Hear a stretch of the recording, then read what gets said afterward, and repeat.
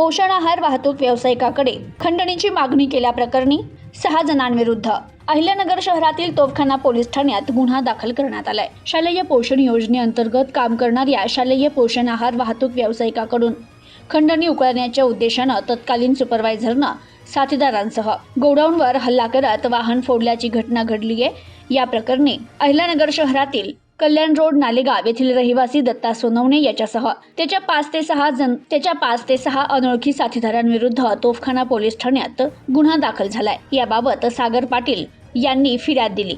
फिर्यादी सागर पाटील हे केंद्र सरकारच्या प्रधानमंत्री शालेय पोषण योजनेअंतर्गत जिल्ह्यातील शाळांना पोषण आहार पुरवठा करतात। त्यांच्याकडे 22 मालवाहतूक वाहने असून जुना बोलेगाव रस्त्यावरील गोडाऊनमधून हा पुरवठा केला जातो।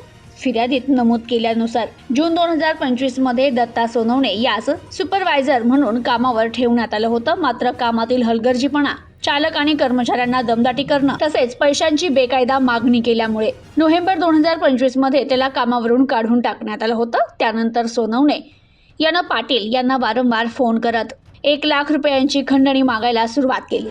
पैसे न दिल्यास व्यवसाय बंद पाडण्याची तसेच गोडाऊन जाळण्याची आणि जीवेठार मारण्याची धमकीही देण्यात आली। जीवितास धोका असल्यानं जानेवारी 2026च्या शेवटच्या आठवड्यात पाटील यांनी सोनवणे याला खंडणीपोटी 50,000 रुपये रोख दिल्याचं फिर्यादीत म्हटलंय। दरम्यान उर्वरित रक्कम न दिल्याचा राग धरत 1 फेब्रुवारी रोजी रात्री 10:30च्या सुमारास दत्ता सोनवणे हा 5 ते 6 अनोळखी व्यक्तींना घेऊन गोडाऊनवर आला।